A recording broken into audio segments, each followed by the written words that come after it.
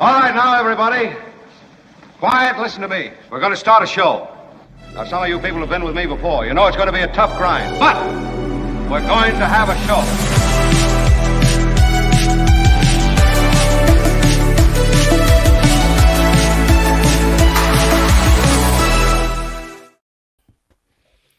Tony! Hello, everybody. It is the Mark Thompson Show. There's the music. Kim McAllister. Wait, I'm supposed to do something. That's right. Like, something's missing. I'm Kim McAllister in for Mark Thompson. Mark is sailing the ocean blue.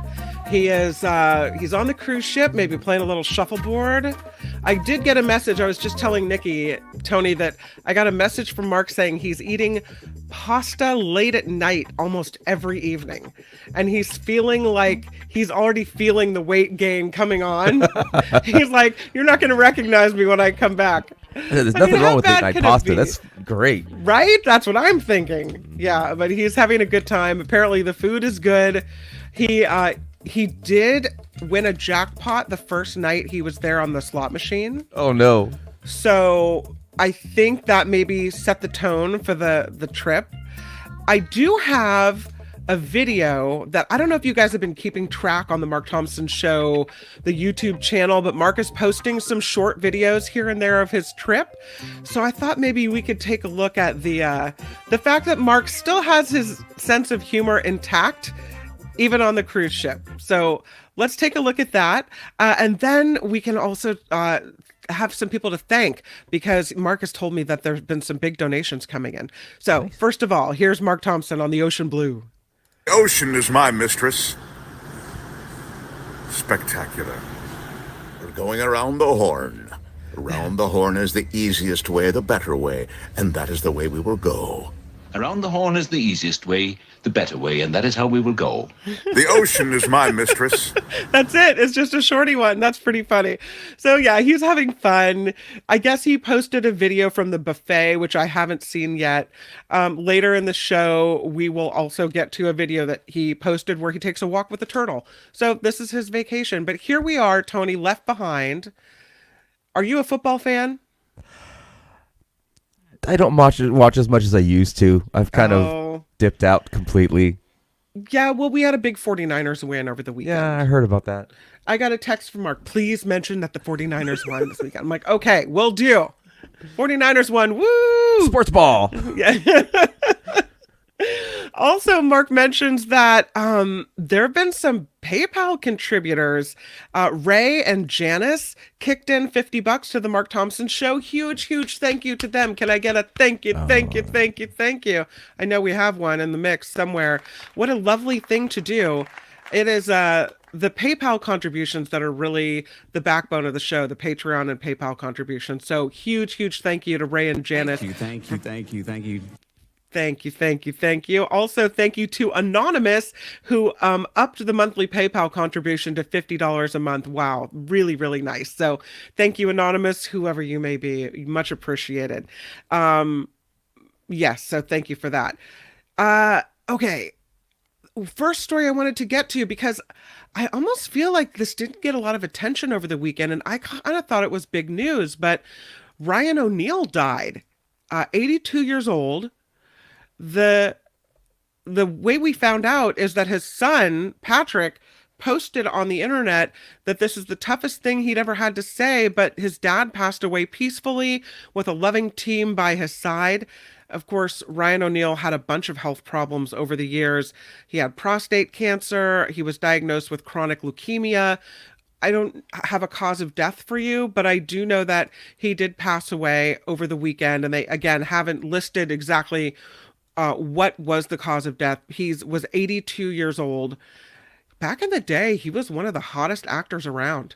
A big heartthrob. He was in Paper Moon. He was in Barry Lyndon, A Bridge Too Far, The Main Event, Driver. A lot of movies. So, big star. Of course, his love affair with Farrah Fawcett also made him famous. They were, the power couple. They were from 1979 to 1997 they were together, and they took a break, and then they reconnected from 2001 to 2009 when she passed away. Yeah, so kind of a sad end of an era for him.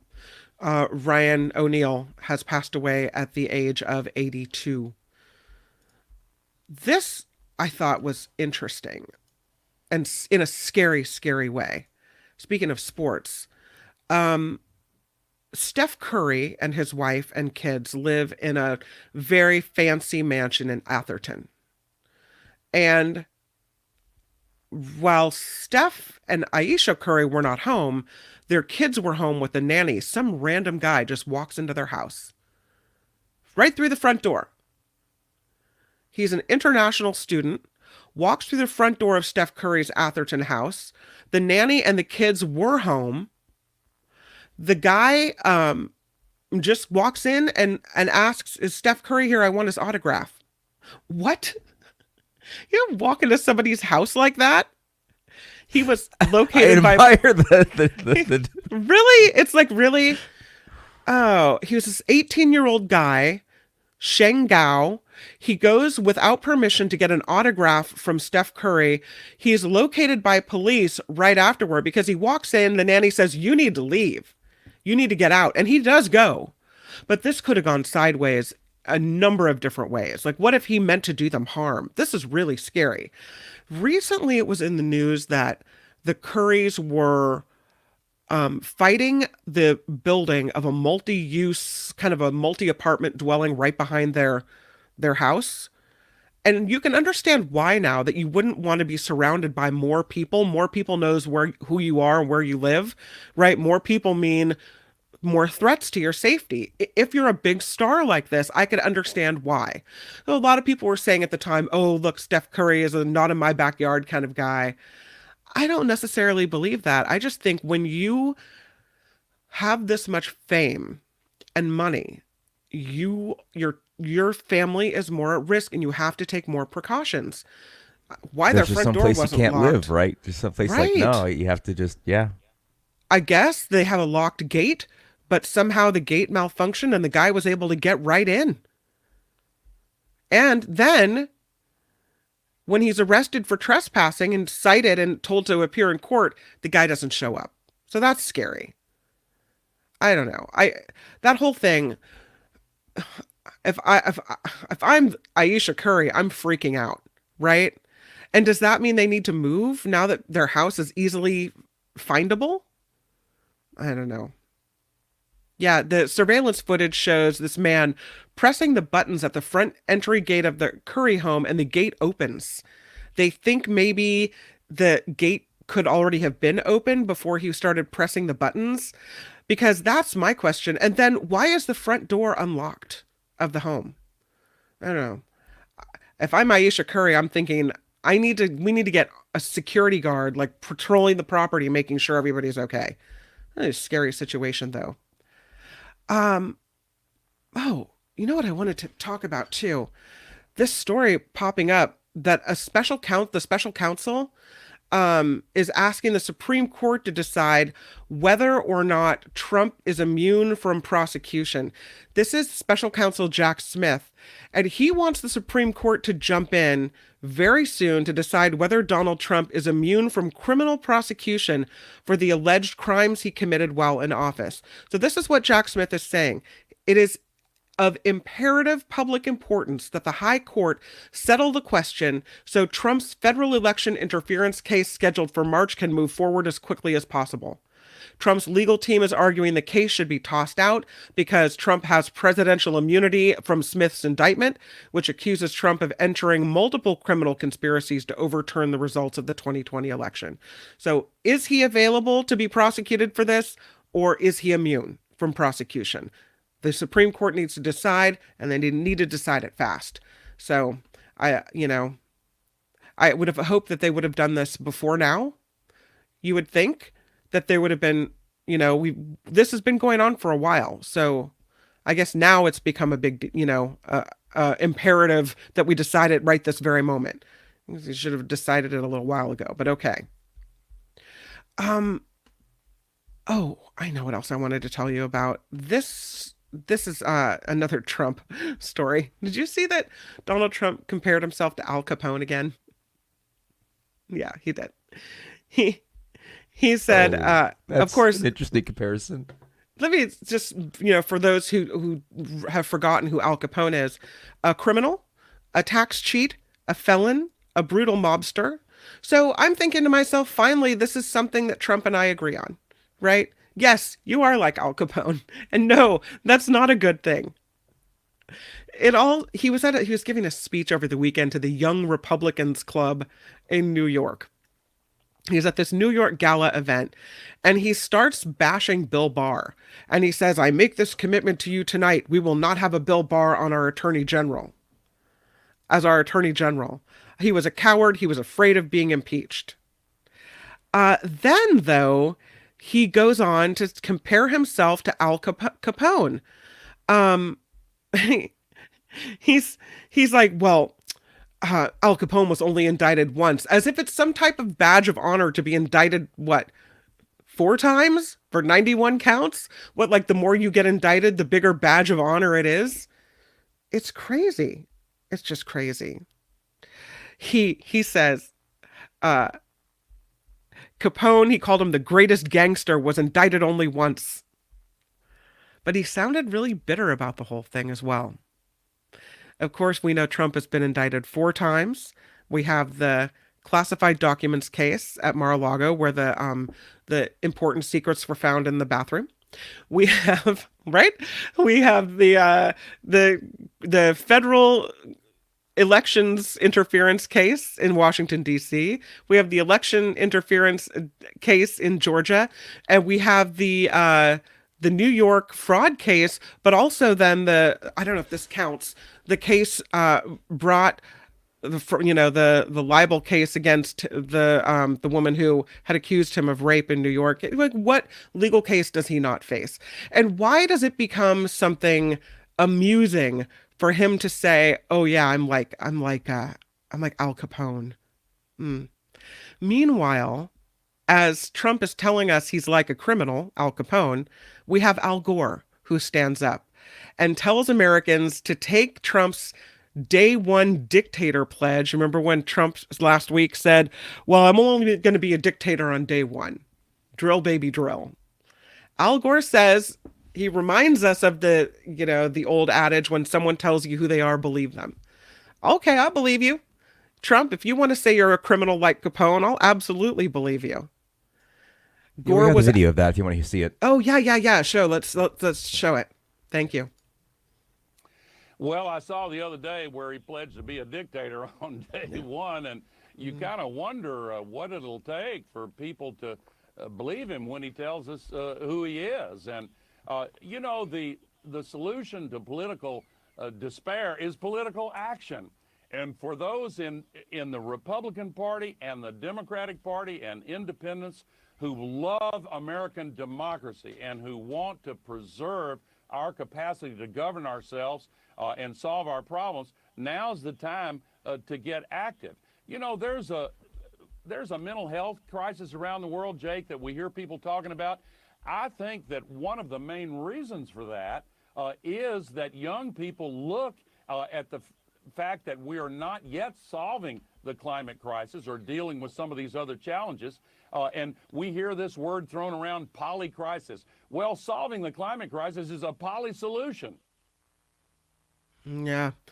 It's interesting, Al Gore kind of talking tough on Trump there, also while discussing the environment.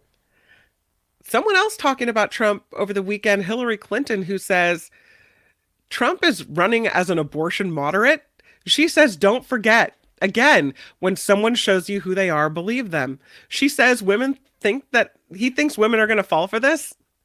The former presidential candidate writing in response to Trump, she says, we are not going to fall for this, that Trump destroyed Roe and he thinks he can run as an abortion moderate. He essentially ended the federal right to abortion and thinks that he can now run for president in 2024 as a moderate on this issue. It is wild that anybody wouldn't hold Trump accountable for stacking a Supreme Court with conservative justices that have taken away the rights of women. And then, because of the way the political winds blow, that he could step in and say, oh, I'm a moderate on abortion. Right. We saw what you did the last time. We saw what you did, and we don't buy it. I'm with Hillary on this one. No, it doesn't work for me. So in September, Trump called a 6-week ban on abortion signed into law by Florida Governor Ron DeSantis a terrible mistake. Well, if that's the case, then why did you put the people in place that you put? If you really cared about women's rights, why did you do what you did?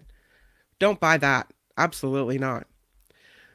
Since this is turning into a chunk of Trump, I'll just say that he is not going to testify today in his civil fraud trial. He was going to, and for some reason, he put up on Truth Social, nope, I will not be testifying on Monday. He said, I've already testified to everything. I have nothing more to say. Okay. Yeah. I mean, I think maybe he sees the writing on the wall and that getting on the stand is going to do him no good. But I'm surprised that he doesn't take the opportunity to use it as kind of a pulpit, as he always does, as an attention grabber. The more he can take the stand, the more he can make the news, the better it is for him. Well, whatever. He's already been found liable. Now it's just a matter of how much he's going to have to pay up, is what I think. Let us move on to this fine fellow, Speaker of the House, Mike Johnson, who we're learning more about. He's kind of this guy that we didn't really know about, that when he got thrown into the speaker's position, you could say. I found this article on the Huffington Post, which I didn't know this about him. Maybe you guys did, but I didn't. But it's all about how Mike Johnson helped open the door to creationism in Louisiana public schools. This is the guy he is. He has a history of supporting and promoting creationist causes. He is acting as the lawyer of the Creation Museum and Ark Encounter in Kentucky, where dinosaurs are seen as passengers on a recreation of Noah's Ark. What? Yes. But he also played a key role as a lawyer for the religious right forces in Louisiana, which successfully passed legislation enabling teachers to inject creationism into public school classrooms. And this sounds funny. I mean, really? Yeah, there's dinosaurs on the ark. That sounds right. Is there no critical thinking anywhere? Is that what we're down to now? Man. He wants there to be creationism in schools. Just don't forget who he is. That's who's, what they say, a heartbeat away from the presidency, right? Scary. Meanwhile, I think I have found the moment that Elon Musk has outlived his usefulness. He did some good things. We got, he promoted the use of electric cars with Tesla. So I don't think we would be where we are with electric vehicles if he hadn't done that. SpaceX, not a bad company. I would say Twitter has gone down the tubes. But when he hosted this panel with Alex Jones, after reinstating Alex Jones's X account, and Vivek Ramaswamy, he jumped the shark. For me, he's done. Anything, he's outlives his usefulness. I think we've come to the point where he should just check out into obscurity, honestly. I'm disgusted. He gives Alex Jones, who is the man, if you recall, that was the denier of the Sandy Hook killings, the man found liable for, was it $1 billion in damages to these families. He returns his X account, and then he hosts a panel. Vivek Ramaswamy is there as well. The reason I know that is because Ramaswamy apparently forgot to turn his microphone off when he went to the bathroom during this panel. Did you see that, Tony? I heard about it. Yeah. And so all the he noises, had his phone with him and just... Yeah. Oopsies. So he comes back and Musk says, I hope you feel better. Yeah. Embarrassing. Even better. Oh my gosh. Anyway, so it's also at this panel the unsavory character Andrew Tate. He is the sexist who was accused in another country of being involved in human trafficking with underage women. or girls, I should say. The guy who was caught because of a pizza order. Remember him? Just unsavory, horrible, nasty people. So Elon Musk is now associating with Alex Jones, who's gross, Vivek Ramaswamy, who's smarmy, and Andrew Tate, who's disgusting and despicable. That's who he decides to promote. That's who he decides to have a panel with, as if anything that comes out of Alex Jones or Andrew Tate's mouth, I'd even say Vivek Ramaswamy's mouth, would have any redeeming quality whatsoever. Not to mention the technology sucked. Apparently audio was dropping in and out. They were talking about conspiracy theories, government censorship, the fall of human civilization, what have you. It's gross. They're gross. It's gross. And that Elon Musk would use his celebrity, use his platform to promote these gross people. I'm done. That's it. Let's party over. No, thank you.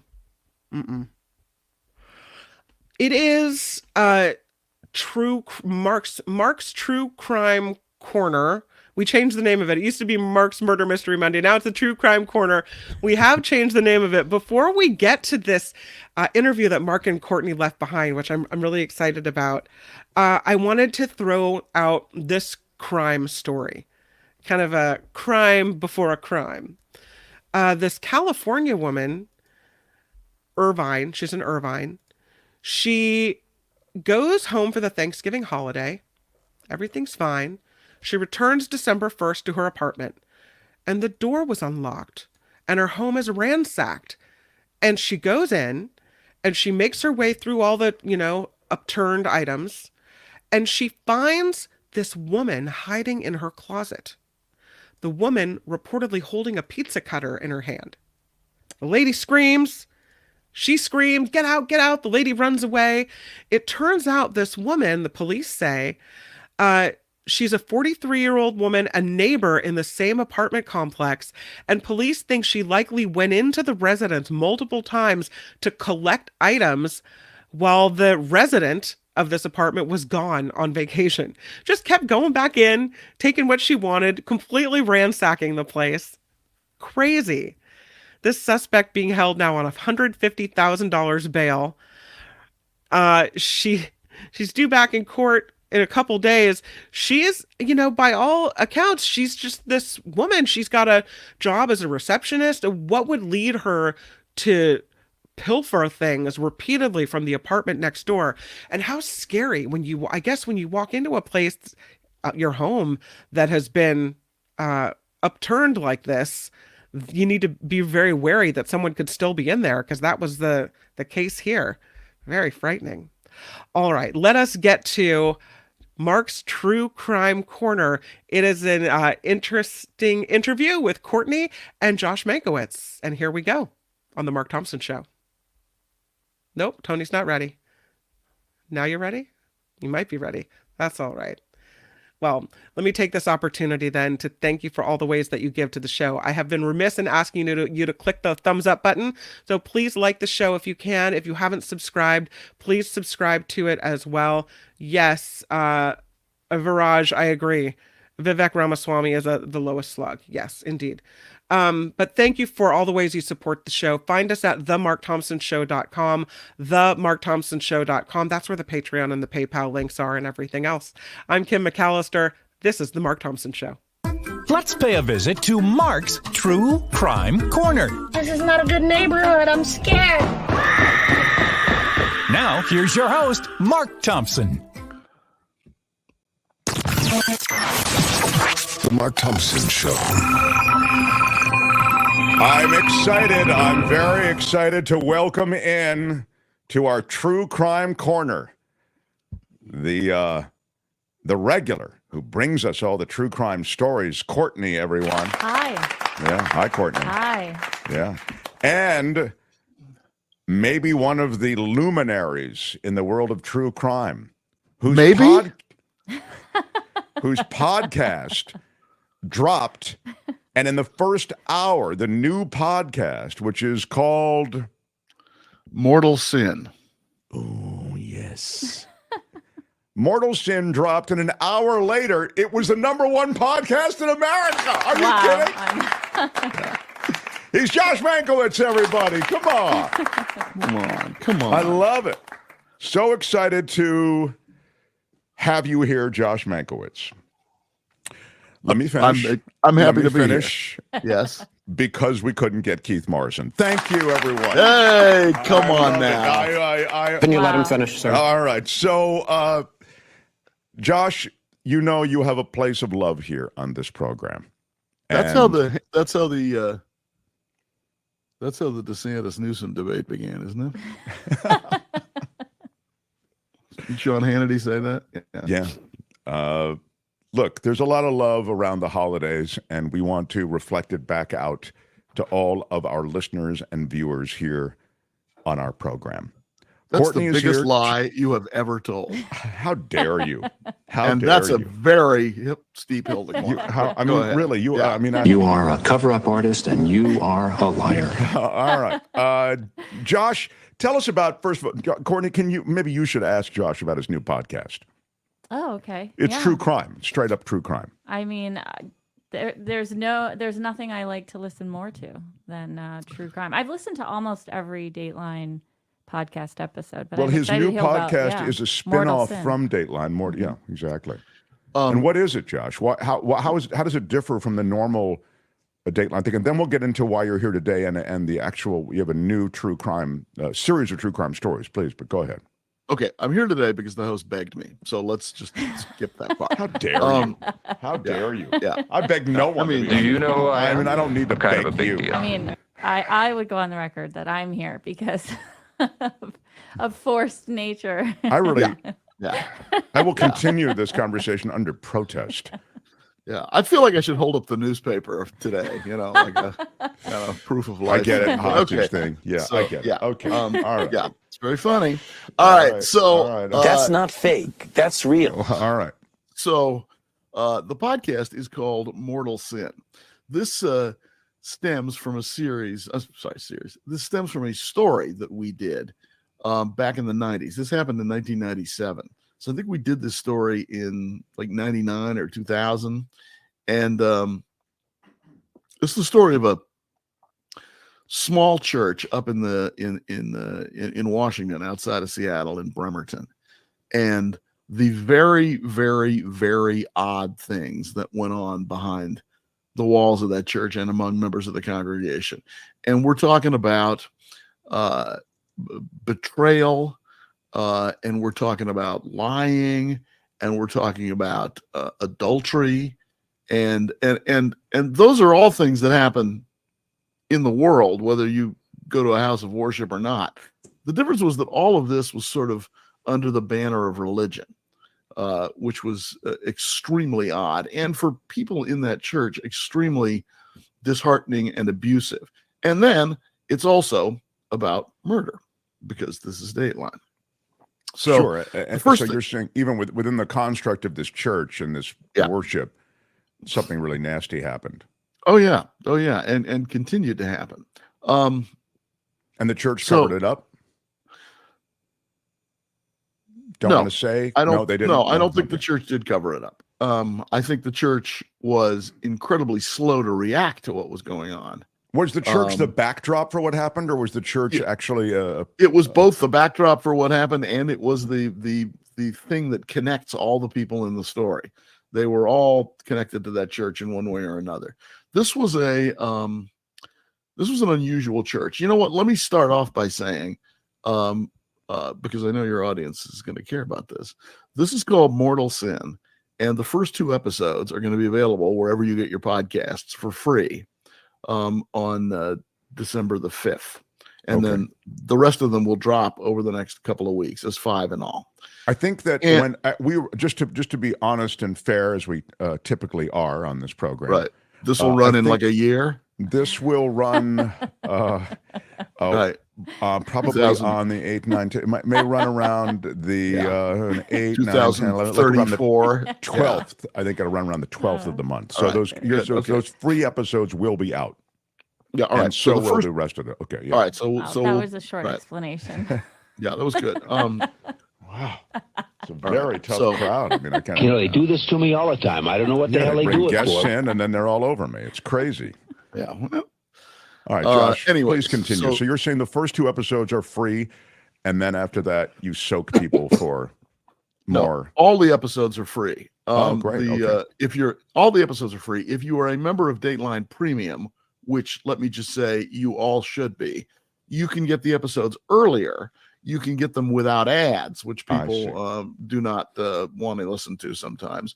And you can get a bunch of extras that a bunch of premium content that we offer to the premium customers, like different interviews and podcasts and other things that people want. But the big thing is that you get the original podcasts, the ones that are not just the audio of the show.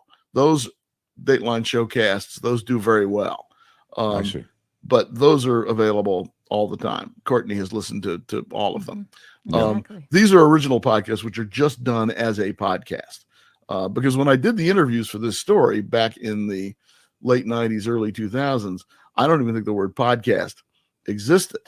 And we were doing it as a TV story. And, in a TV story at 38 minutes, if you take out, commercials and intros and things like that, there's a great deal that's left out of the story. So we told this story, and a lot has happened since then. So we told this story in a different way. And so this is the story of Christ Community Church, which was a small church in Bremerton, Washington, and it was an unusual church. First of all, when you joined, members have described going through this process in which they were required to tell all their secrets. And I'm talking about secrets that you, Mark and Courtney, might not even think of as a real secret. I mean, yes, they asked, have you ever had an abortion? Are you an alcoholic? You ever cheated on your husband or wife? But they also ask things like, have you ever lied about being sick so that you could go out and, buy Christmas presents or, just take a day off watching soaps? I mean, they asked about some things that I would regard, and most people would regard, as fairly minor transgressions, in addition to great big things. This was a charismatic church, which believed in things like prophecy and, in some cases, raising people from the dead. So all of disclosing those secrets as a way of getting in made it difficult for people who were thinking about getting out.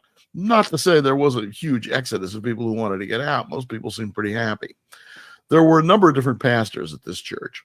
One of them was the youth pastor. It was this guy, Nick Hackney, who was 27 at the time, and who definitely sort of had the gift of gab.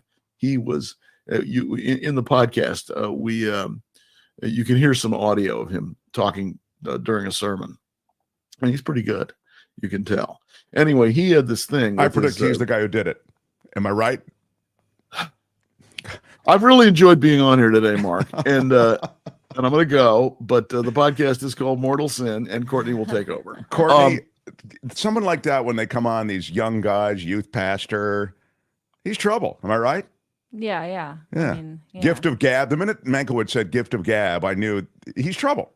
You can't spell murder without the letters in gift of gab. I mean, you have to add some letters. But I think on the qualities of a youth pastor, gift of gab might be low on that list. Anyway, right. Josh, please continue. I apologize. So yes, it is Nick who is at the center of this story, and Nick had this tradition where he would go out hunting with his brother, I think, and other friends the day after Christmas. They would get up. So he's acquainted with killing already, is what you're telling us. Just saying. No, that's all right. It's fine. I'm not in the middle of telling a story. Go right ahead. Sorry, go ahead. So he's used to going out hunting with his brother. Mike Lindell never does this when I'm on his podcast. He should have a podcast, actually. I'm sure he will have one. And it could be called Now I Lay Me Down to Sleep, or right. I mean, That's right? excellent. It would be right. It would be like My Pillow right. guy. I get it.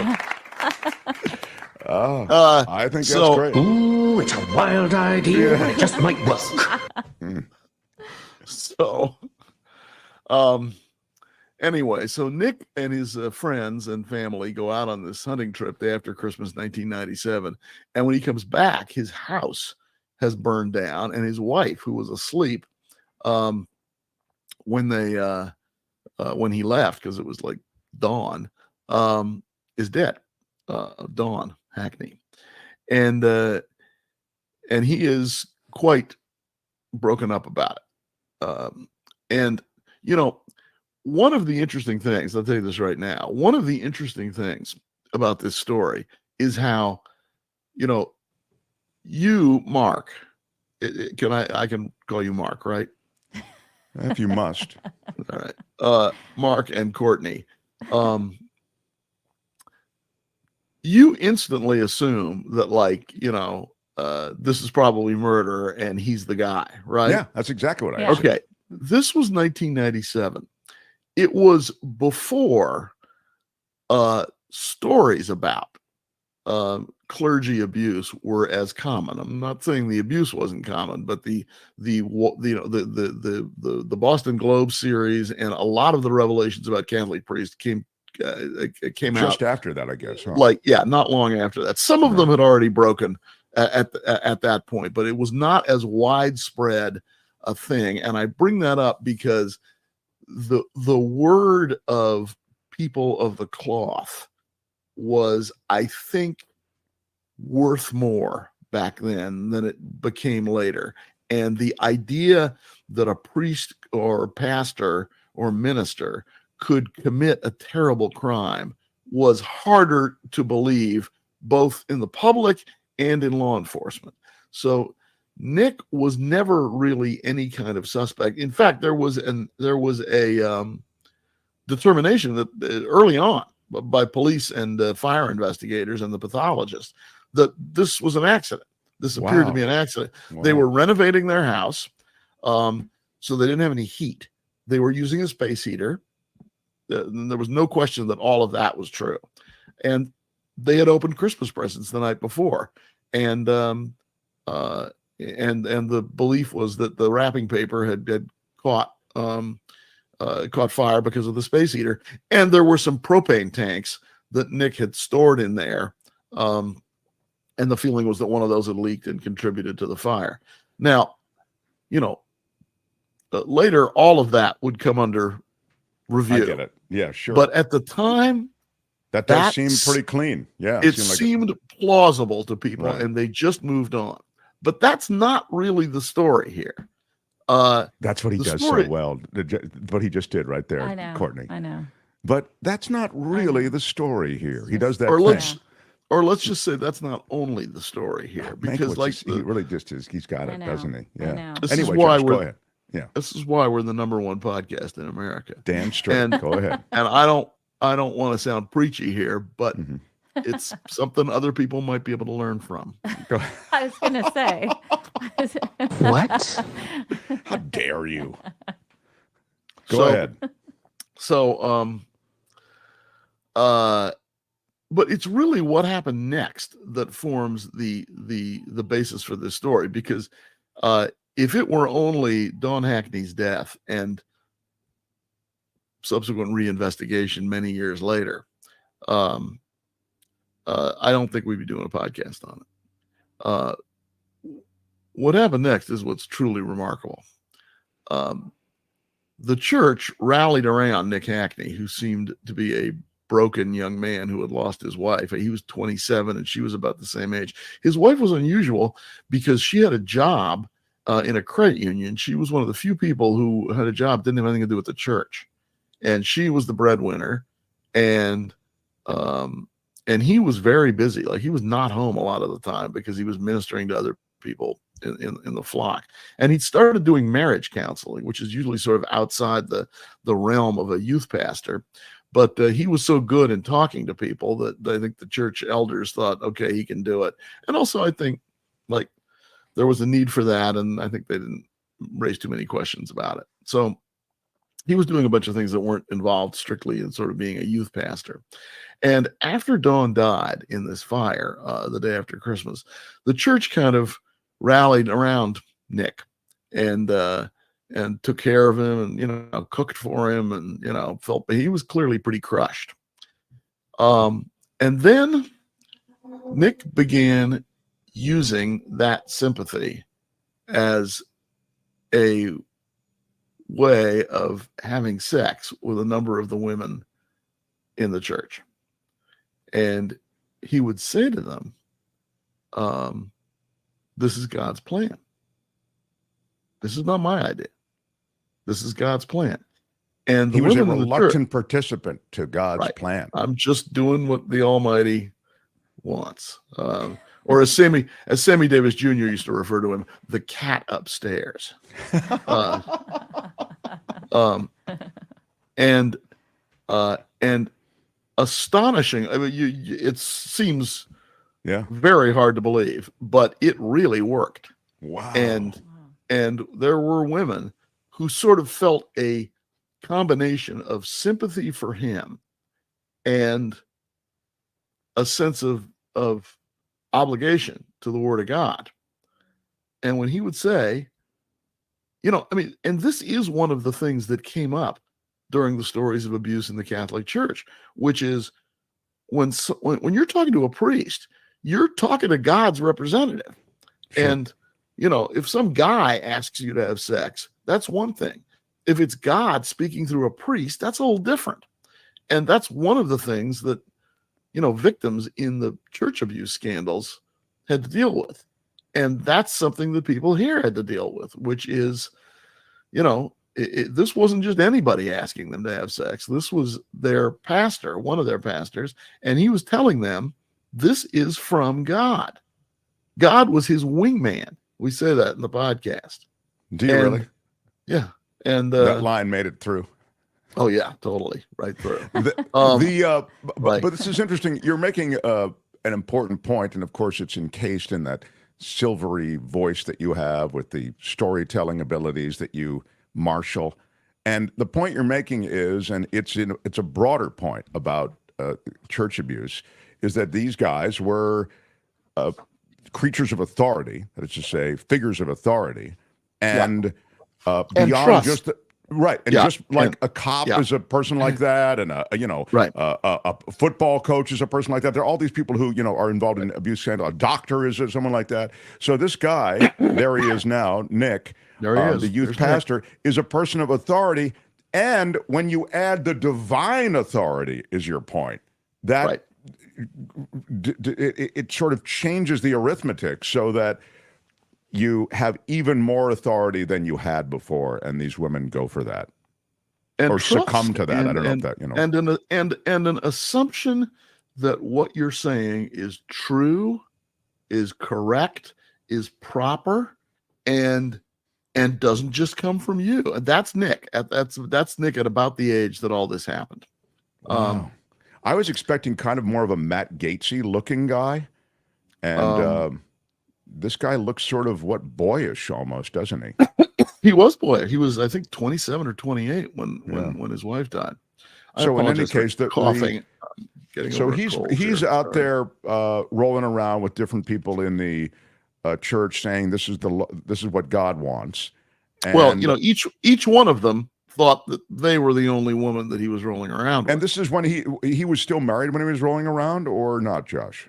Well, this was immediately after his wife died, and everybody felt sympathy for him. Now, I see. Okay. I'm not going to go into the long list of characters that Nick ended up having sex with, although we do in the podcast. It will take a while to do, and it is hair-raising because it's not just anybody. I will say that.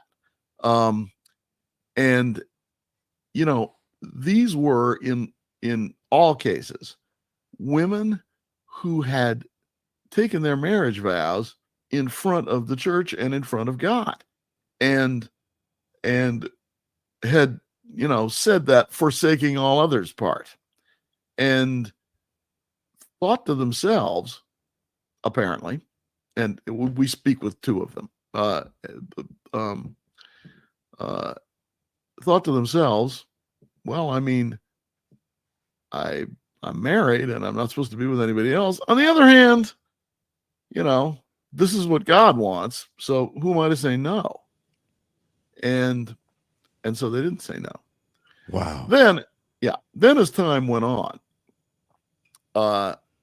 some more things emerged. One of them was that each one of these women who thought they were alone in Nick's life as the woman that God was telling to have sex with their pastor discovered that they were not. There were other women, quite a few other women.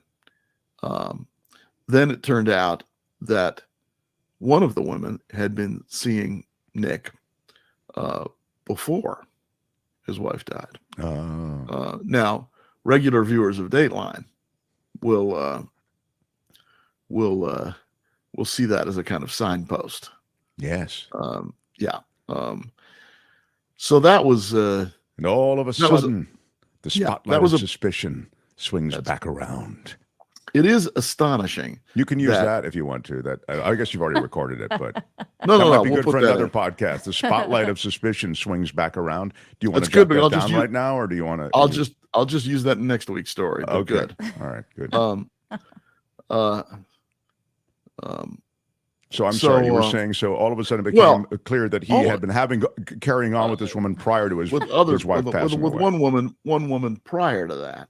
And, this is a number of years later. This is like 3 or 4 years later that all this starts to get. Some of these women felt, again, like it's so easy to just like laugh at these women. And so like what? You're shocked? What did you expect? You actually believe this guy when he said, it's God who wants you to have sex with me? This is part of God's new plan, which involves you and me going to bed? You fell for that, and now what? You're shocked that he's a liar? I mean, what is wrong with you? But like, you've got to remember, this occurred, if not within the walls of the church, within the sort of virtual walls of the church. And this was also at a time when my pastor might be lying to me to get sex out of me was not one of the automatic thoughts that people have, because that hadn't been in the newspaper nearly as much. And these were women who not just believed and trusted this guy, but believed and trusted in God and in that church. Sure. And so they went along, and then later felt horrifically betrayed when they realized that this was not God's plan. It was just Nick's plan. Oh, that's good. I'll bet that line's in the podcast. Oh, yeah. That's in it like 4 times. Yeah. Right. Yeah. So this is like, if this were Dateline, it would be after that, not God's plan, Nick's plan. It would go, and then they'd sweep to the commercial restless leg syndrome. Yes. Right. Exactly. Some spot for restless leg syndrome. Exactly. Look, we're making fun of it just because we're having fun with it, because you're such a good sport about it, but it does sound like a pretty riveting story. So he's holding up a standby.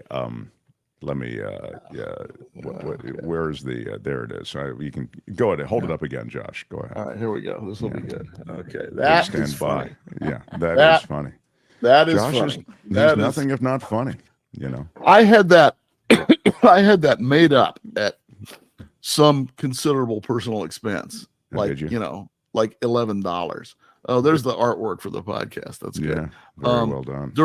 I had that made up during pandemic when Mark and I and a number of other people would meet via Zoom because we could not go out and have dinner the way we usually do.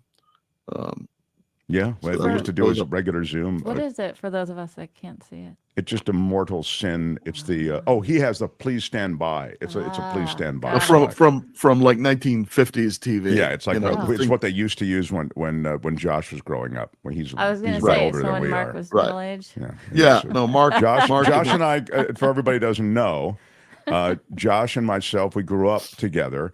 Josh is considerably older than I am, but he does have an abiding interest in helping and mentoring those behind. And I was one of them, and then a friendship grew up. So it's really quite lovely that he is. That is quite a good story. Yeah, it's true, Josh. It's true, and we're so excited for your. Let's absolutely go with that. I like that.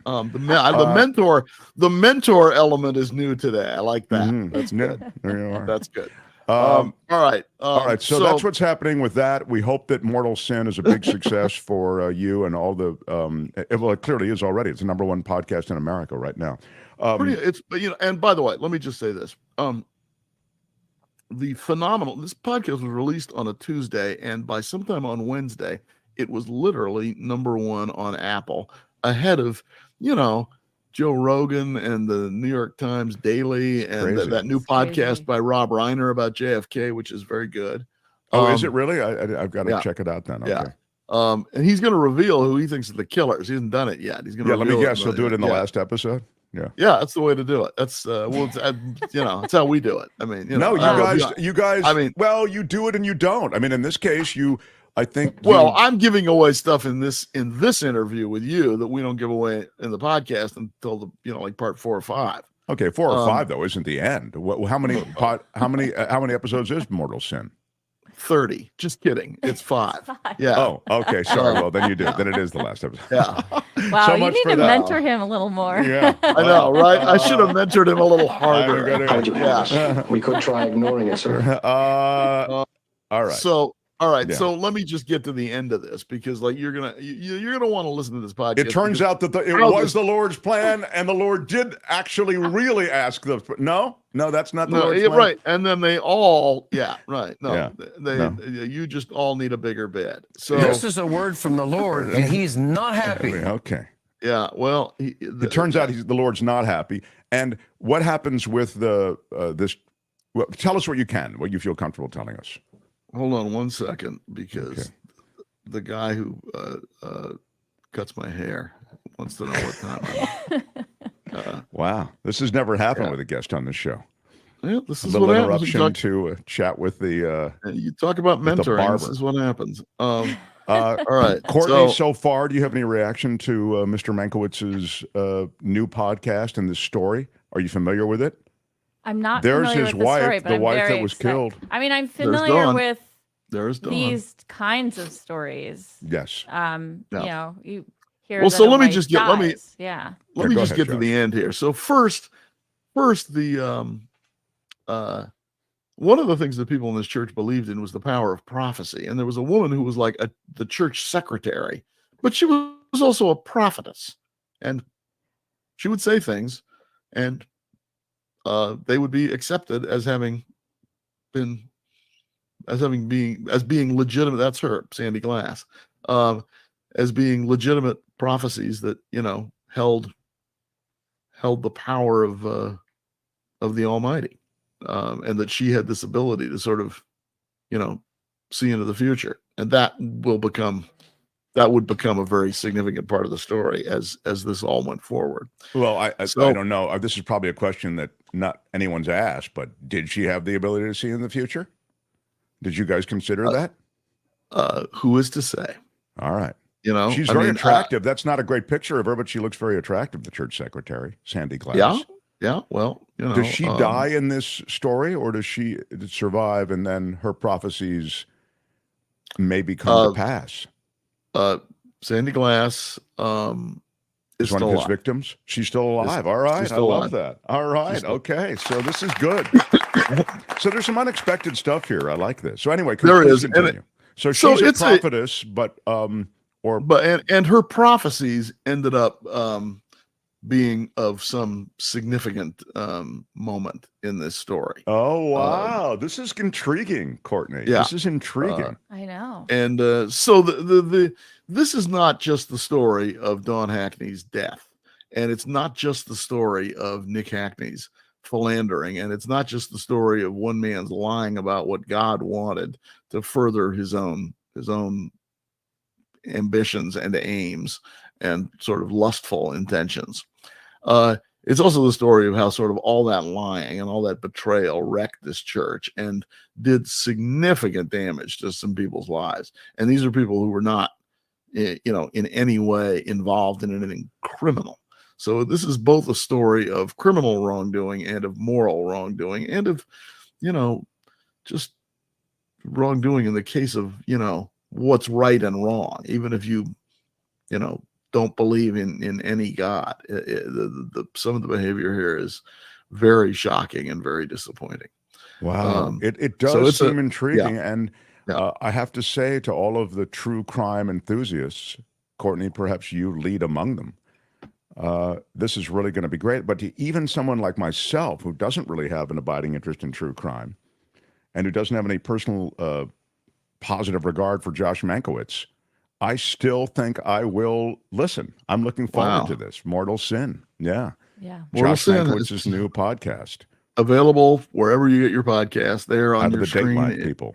Yeah, so you look up Dateline, you will find Mortal Sin. If you look up podcast, apparently it must be pretty easy to find. You're number one podcast in America, so I got to figure they're not having any trouble finding it. I like the artwork. It looks like stained glass, which I think exactly is it looks very churchy.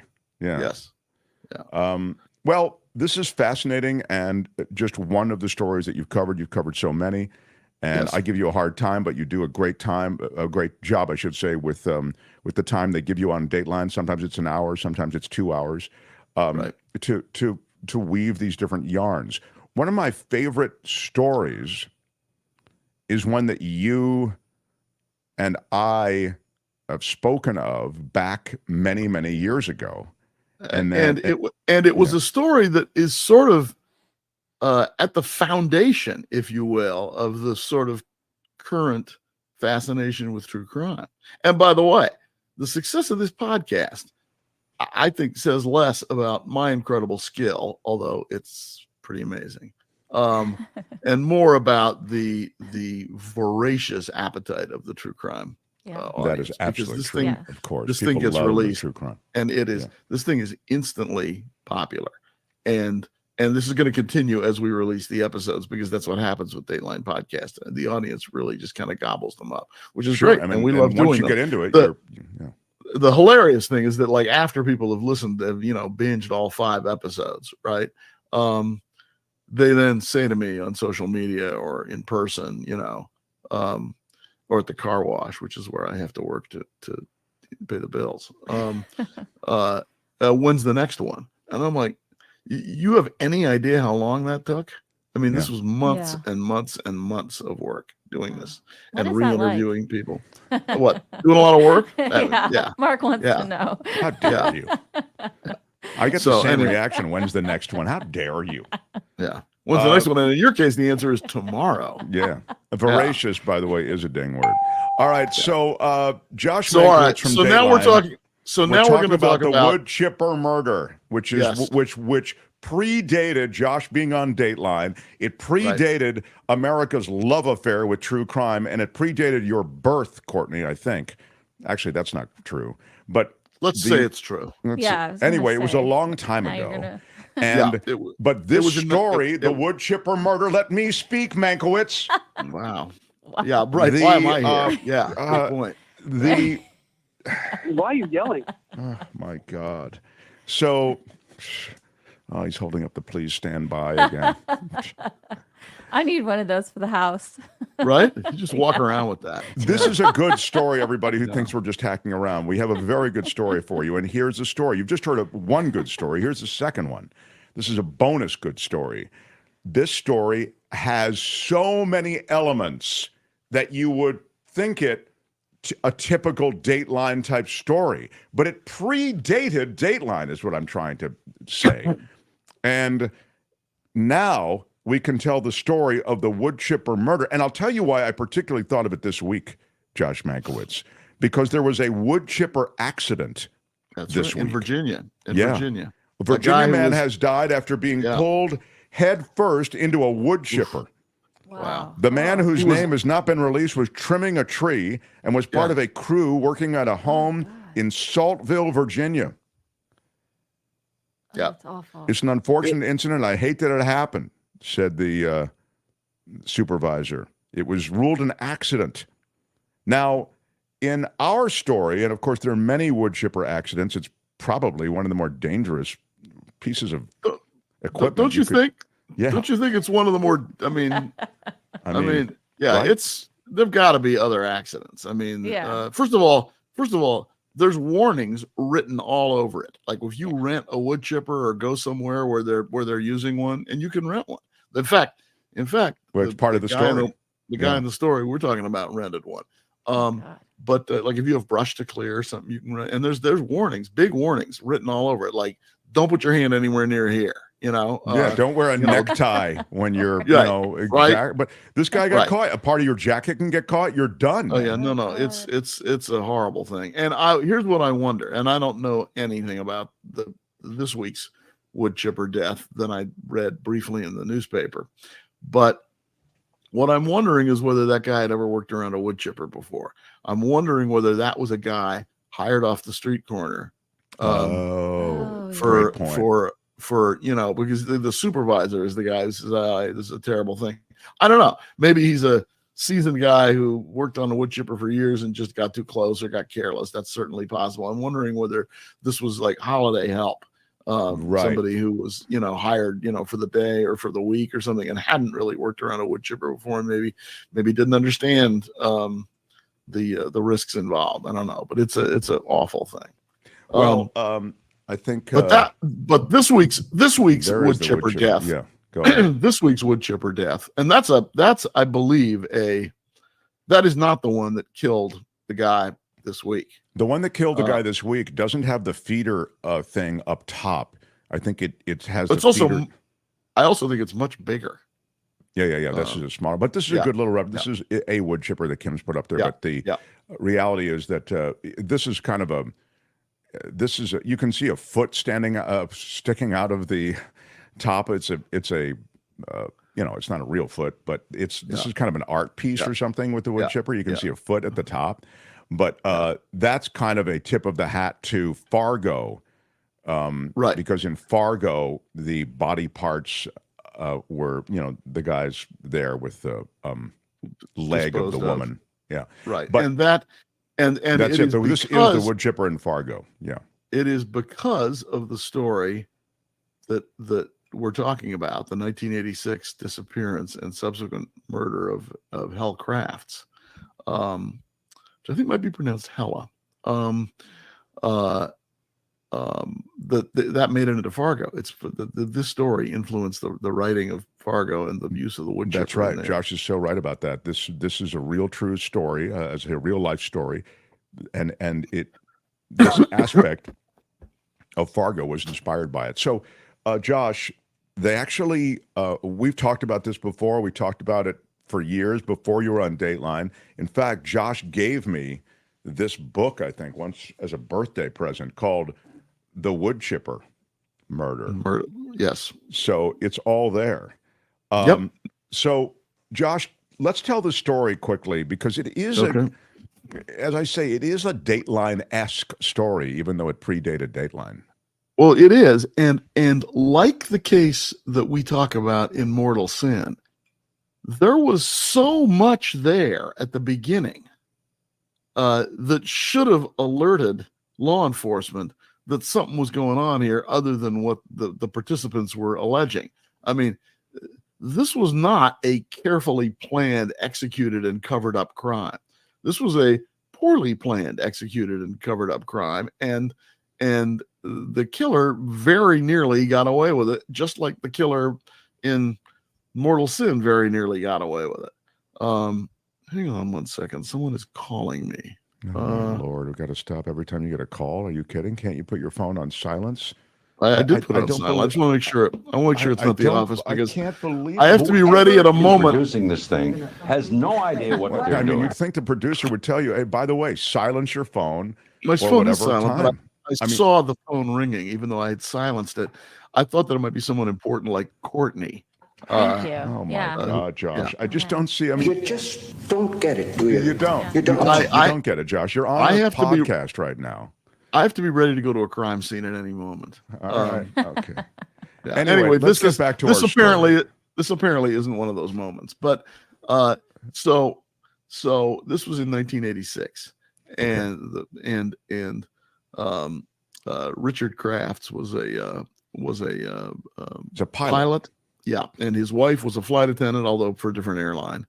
And his story was that one day she just disappeared.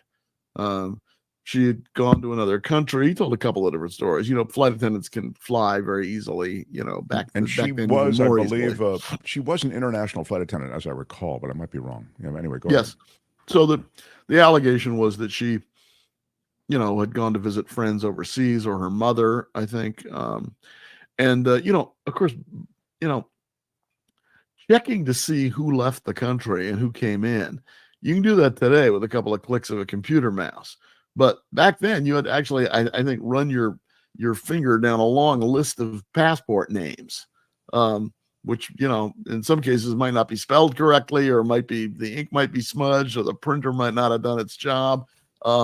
It was in the same way that like phone calls weren't always recorded, particularly like within area codes and things like that. There just wasn't a digital that there is now. So there was a very long period of time in which Mr. Crafts was not only not in custody, but not under real suspicion by law enforcement. This happened. There's the wife, the woman who Connecticut. said was missing. And Heligraphs. Yeah, go ahead. This happened in small town Connecticut. And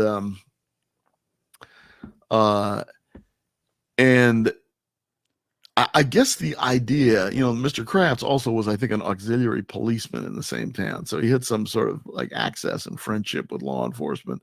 And there was just this belief that like, well, he's a good guy and a reputable guy. He's an airline pilot. He's a sort of, the aristocracy. And, whatever he says is probably true. Like when the pilot says, we're going to try to get above this weather, you don't think he's probably lying. You think, yeah, that's what he's doing, and his word was trusted. And it was only through factors completely out of his control that the story fell apart.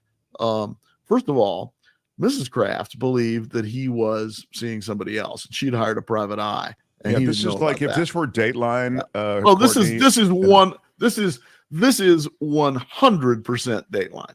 It's perfect. It's perfect because it's everything that Mankiewicz just told you. And then in Act 2, you learn, he... this is 12. This is 12 acts, so this is probably like Act 4. Okay, Act 4, they tell you, turns out she was concerned with him doing something involved her elimination. Literally, she was worried about her own murder. She was, first of all, she was worried that he was having an affair, and she'd hired a private eye who had snapped pictures of him with another woman. The great thing is the private eye went to the cops, and the cops were like, we don't care. Yeah, the cops shined on the private eyes. Are you kidding? We know this guy. He's fine. Yeah, come on, stop. What are you doing? Yeah. They clearly that didn't even cut. I think if the private eye hadn't blown the whistle, I think Rich Crafts might have completely escaped. That's absolutely right. Without the private eye insisting on it. This is not like law enforcement eventually figuring it out. They had to be led to it. But then it turned out, this is something you alluded to a minute ago. Then it turned out that she, again, unbeknownst to her husband, she had said to friends, if anything happens to me, it's Rich, if I disappear. And that was kind of ominous because, that's very Dateline too. Not a lot of people say that. Not a lot of people foretell both their death, but also the suspect. Yeah. Also she left the kids behind. She would never have done that. And his story just didn't seem to make a lot of sense. And he didn't seem concerned or worried. It was a case of eventually like law enforcement having to be like pulled into this. And then of course it turned out that Richard Crafts had rented a wood chipper and was using it on the edge of a lake in pretty much like the middle of the night, like very late, which is one reason why people get noticed, because there's a guy, using a wood chipper loud, like 10 o'clock at night or something. It was very late on a snowy day. And they went, and cops finally went back, looked in the wood chipper, found some hair and tissue that appeared to belong to Mrs. Kraft's, and then looked in the lake where he was said to have used the wood chipper and found some more evidence of that kind, and also found, I think, the chainsaw that had been used to dismember her prior to her being put into the wood chipper. And one of the aspects of this, Josh, as I recall, is that he had, as you say, rented the wood chipper, and the rental receipts, even though it was computer paper digital trail, there was a paper trail here of receipts. It was done in an extremely clunky way, although he has. One senses one senses that his whole plan for getting away with this was, people are going to believe me when I say she vanished. They're not going to check. Nobody's going to look at what I rented, where I was, what I did, what she said. No, they don't care. When I say she's gone, she ran away, she left me, I don't know what happened, she decided to go back home, that I will be believed. That was, I will be believed, and the woman will not be believed. And he was almost right. He was very close to right about that. I also recall one little detail that was sort of interesting, which is, as you say, it had snowed. And because it had snowed, even though there were reports of this, wood chipper in this area being used, authorities went down to that area. They couldn't find her remains. But when the snow melted, that's where they actually found a lot of her remains there. Right. So the whole thing is pretty gruesome. But Undone by the Weather, which I think, by the way, should be the title of your autobiography. Undone by the Weather. Very good. But there's that happy family. He I know, she's left so behind beautiful. The 3 kids. And she's beautiful. The 3 kids are beautiful. He's that's not there's a also flattering picture. there was also a chunk of carpet in their bedroom that was missing. I mean, all of this just screams to law enforcement what's going on. Nope. So didn't see it. Josh, just to wrap up, the interesting coda to this, I think, is that because of a rule in Connecticut, a law, he was actually paroled. Imagine, he killed his wife and put her remains in a wood chipper to destroy them, and he actually gets out of prison. There he is being arrested. Okay, here's the thing. First of all, this was the first case, I think, in Connecticut in which somebody was convicted of murder without a body. No body cases are very, very, very tough for prosecutors because so much evidence comes from the body: manner of death, time of death, cause of death. The marks on her throat match his hands. The bite mark, the saliva, DNA that may be left with the body, hairs or something that you might find at the body. And there was no body. None of that information exists. There was nothing in the tissue and hair samples that they found that pointed to Rich Kraft, except that he had rented the wood chipper. But I mean, there wasn't that forensic DNA link that exists when you have a body. So it's very hard to prosecute a no body case. And when you parenthetically, when you hear that one has been prosecuted anywhere, you can be sure that the prosecution team had a tremendous hill to climb. And if they get a conviction, that means they were pretty good at it. That's a really great point. Just because it's hard to do. there was a wood chipper, just because her remains are found on it, you'd think, aha, but not really. You've got to tie him to that. Well, and I don't think this was his defense, but he could argue she died of natural causes. I thought I'd be blamed, so I disposed of her body. Well, that's the argument that was used by who's the guy who they did the HBO Robert Durst. Yeah, Robert Durst. Yeah, and other people before him. But yes, that's I'm saying that like finding out that he rented a wood chipper and she's in it, and parts of her are in it, not quite get you to murder, which might be why he was not. Mr. Kraft's sentence was only 50 years, and at the time that he was sentenced, which was the crime occurred in 1986, so he was sentenced some point after that. the law in Connecticut was that if you were a model inmate, or at least you did not cause any trouble, that you got a certain amount of time off your sentence. Well, this is a guy who got 30 years off of his, 20 years off of his prison sentence. So he went to prison in 87, and he just got out last year. They let him out. 2022, yeah. Richard Kraft was sentenced to 50 years, as Josh said. Let me put my credibility glasses on. The judge commented on his lack of remorse even at the time. Kraft's, though, released and is living in a halfway house. He is 82. So probably 83 now. Yeah. But he's been in prison since 1987. There he is. But no remorse, but let go simply because of his good behavior in prison. Wow. That figures in a lot of cases. Jeez. Really something. But we somehow find ourselves returning to this case again and again and again. We really do. Yeah. Here's the interesting thing. Here's an interesting thing. True Detective magazine, which is often talked about as being sort of the first of the true crime publications, that was first published in 1924. So that'd be 100 years of interest in true crime, right? It's not brand new. Right? True Detective doesn't exist anymore, but it was driven out of existence by the internet and podcasts and TV shows about crime, not because there wasn't any more interest in it. Sure. But that certainly survived for a long time, and then a lot of other publications sort of spawned by that.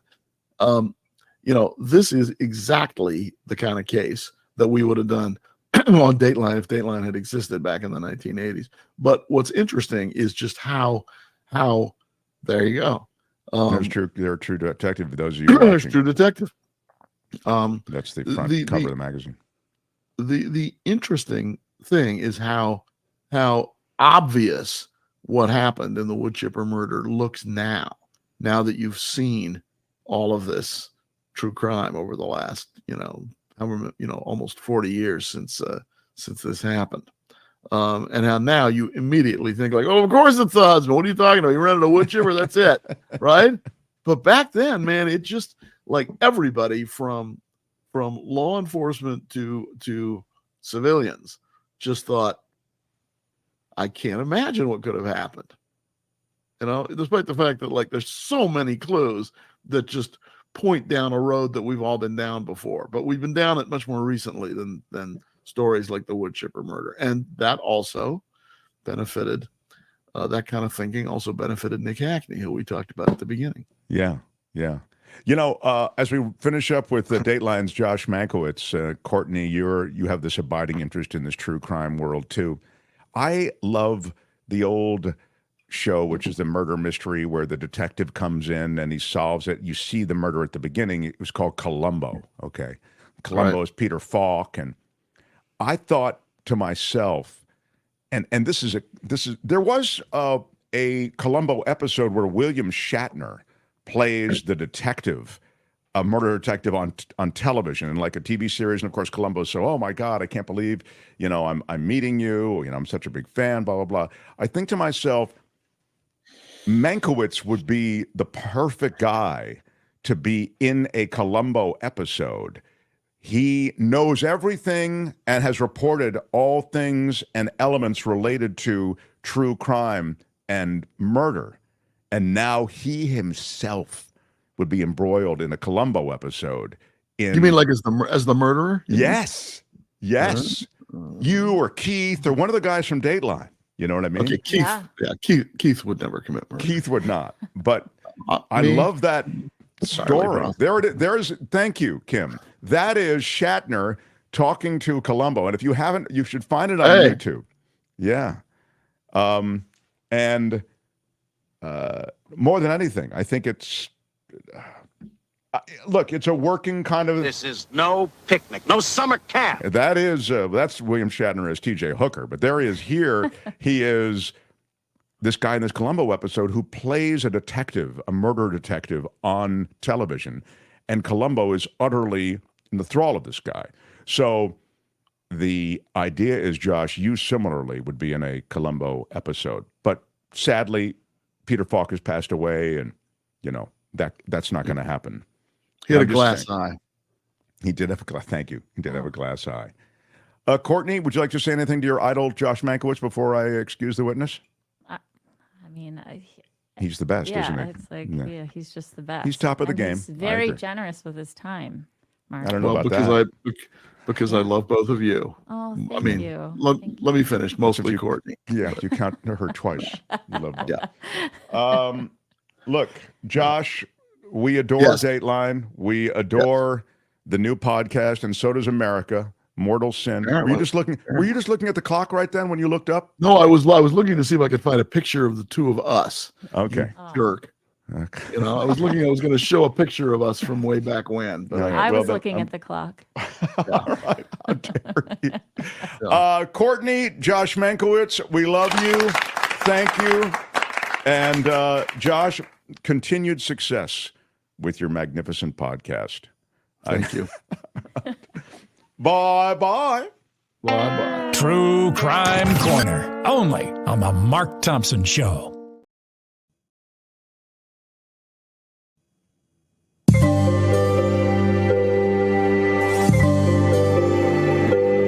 The Mark Thompson Show.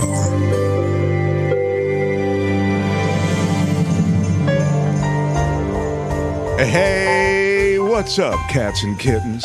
Yeah, just having a swinging holiday season, aren't we? Whatever you're doing, whatever you're planning, hope it's going well, and I hope it continues to go well. We got a big year planned for you on this show. Oh, yeah. Next year's going to be even bigger and better because of you. And let's get into the spirit of the holiday season. I mean, it's about humanity. When has humanity ever let us down? Oh, wait. That's all humanity does is let us down, come to think of it. Hey, let's not focus on humanity maybe this time. Look, we've got each other, right? Happy holidays from all of us. And Happy New Year.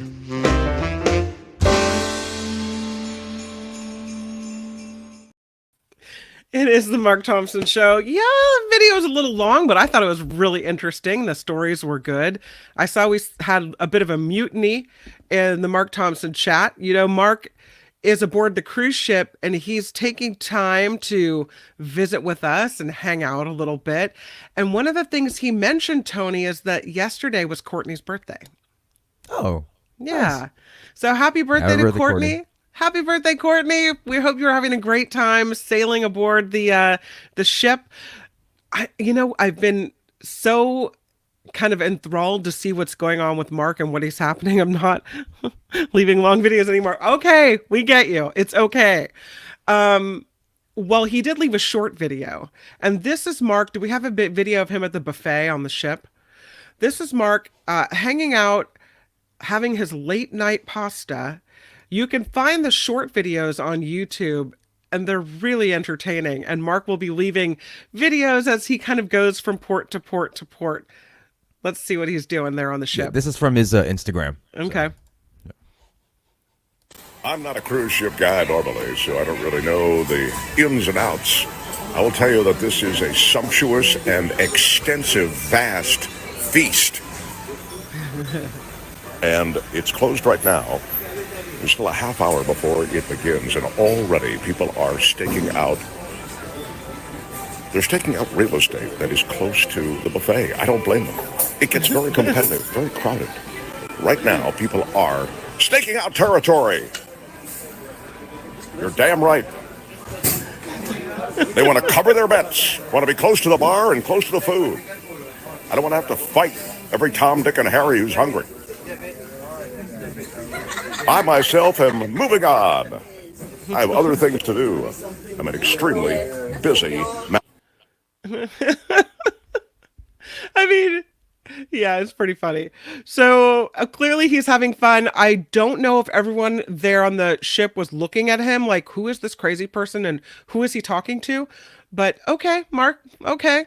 Mark loves animals too. So we'll have Karen Dawn coming on the show in a few minutes. And also, we'll play you another video. Mark managed to find some animals to hang out with on his trip. So we'll play that video as well. But first, let's do a little bit of news. What do you think, Tony? Okay. You're like, whatever you want, Kim. Yes, news it is. Give me a second, find the sounder. Sally forth with news. Here we go on the Mark Thompson Show.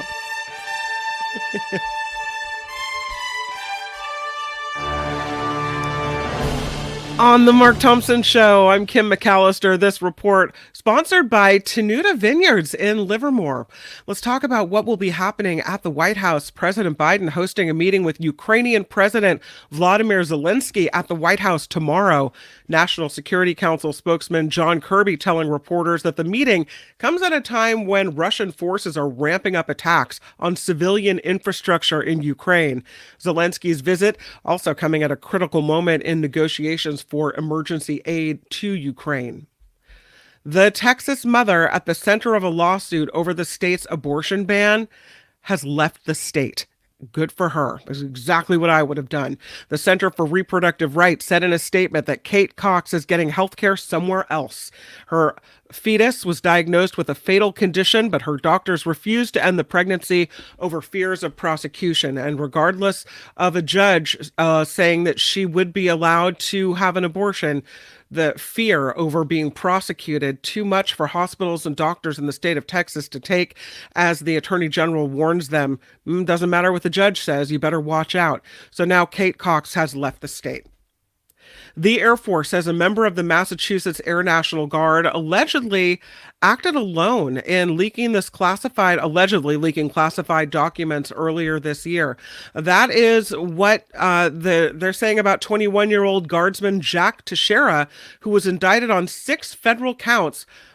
Transmission of national defense information among them. According to the newly released report on the investigation, 15 other personnel in his unit were disciplined for dereliction of duty in this case. The Supreme Court is declining to take up a challenge to Washington State's ban on conversion therapy for minors. The High Court decided against taking up an appeal from a Christian marriage and family counselor who argued the prohibition violated his First Amendment rights. The Supreme Court says we will not take that case.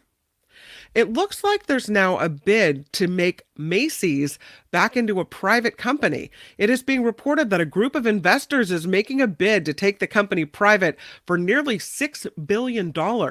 They would be paying a premium for the retailer, which has been under pressure from competition for a number of years now. While online rivals have taken a bite of the company's market value, Macy's has also tried to move away from shopping malls by opening 30 new store locations in strip malls instead, so taking a little smaller. X has reactivated the accounts of Alex Jones and his website, InfoWars. The conspiracy theorist banned 5 years ago for violating Twitter's abusive behavior policy with posts about the Sandy Hook Elementary School shooting. Elon Musk had previously pledged not to allow Jones back. And here he comes back. And here's the question I have for you. Did anybody miss him? Have we been the worse for wear because he was not allowed to spout lies on a private platform that's a privately held, a company? It's not public.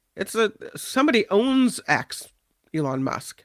Have we been the worse for wear because Alex Jones wasn't able to spout his nonsense? Well, we're going to be the worse for wear now. Cruise, the car robo-taxi company, is facing possible fines and sanctions for allegedly withholding information about a robo-taxi crash in San Francisco. This October incident involved one of Cruise's autonomous vehicles dragging a pedestrian 20 feet. The California Public Utilities Commission has ordered Cruise now to appear at a hearing on February 6th. The week is starting off with extra school security in the North Bay. Police are stationed at every high school in Santa Rosa starting today. Officers will also be checking in on middle schools. Students will see extra protection until they leave for winter break. The district shared the news last night, saying this is due to rising concerns of violence. They didn't elaborate much more than that. The board plans to talk more about this during a meeting, though, this week. A memorial is growing outside of an Oakland 7-Eleven to remember a security guard. He was shot and killed Friday night while trying to stop a shoplifter Say that 10 times fast. Near 27th and Harrison Streets. This was just about a block from Lake Merritt. Investigators say the suspect pulled out a gun and fired before driving away. It's unclear if the 59-year-old victim was armed. This comes as just days after a man was also gunned down pumping gas at a nearby store as well. Uber Freight is forming a strategic partnership with a robotics company based in Virginia.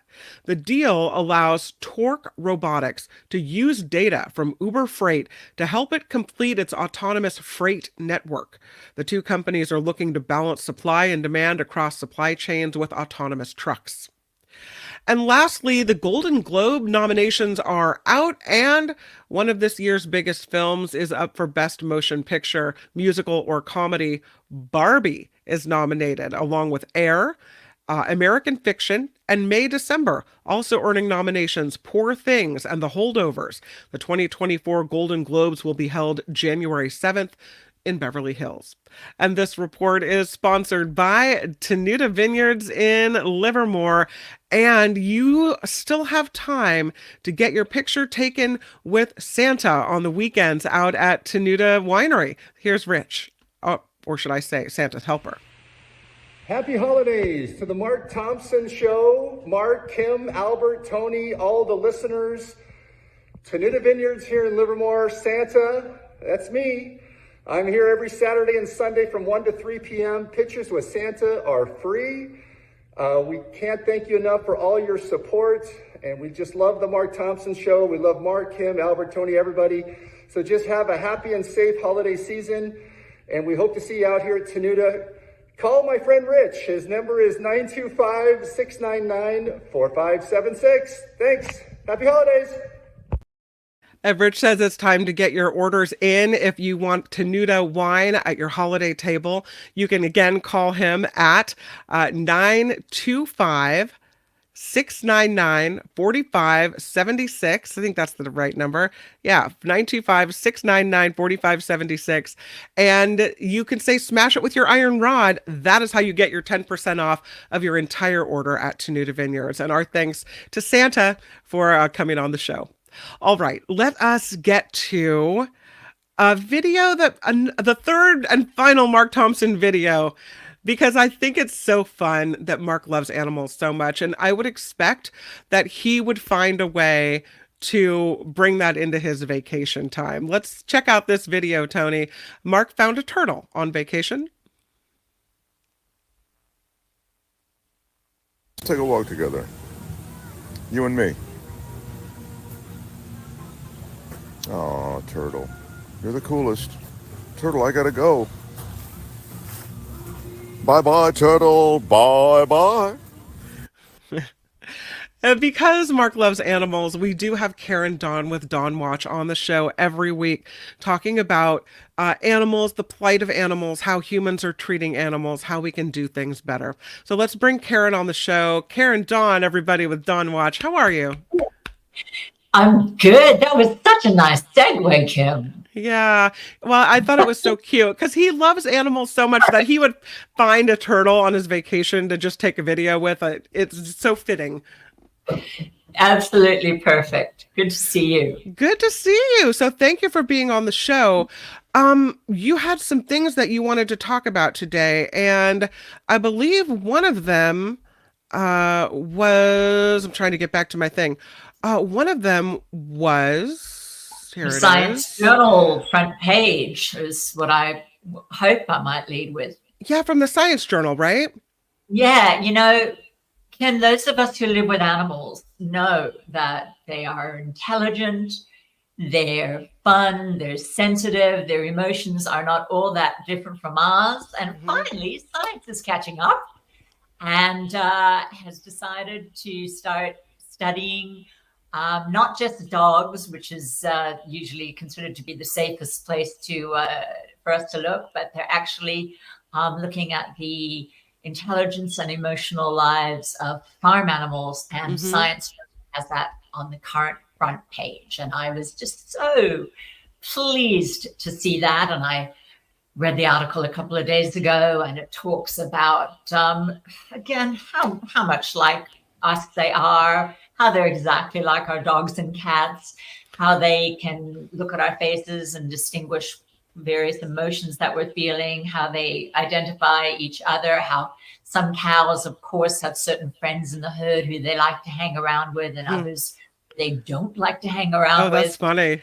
Yeah. Oh, absolutely. It's is it a surprise though? Because you go, and then I was just gonna say, is it a surprise? Because if you've seen the videos of people that raise these animals, or that people, kids especially, that have raised them from calves for the 4-H club or whatever, and you see them with these bonds with these animals, in some cases inviting them into their houses to sleep with them or cuddling with them, and so it isn't far off to think that they could be as lovely as the other house pets that people have, the other animals in our lives.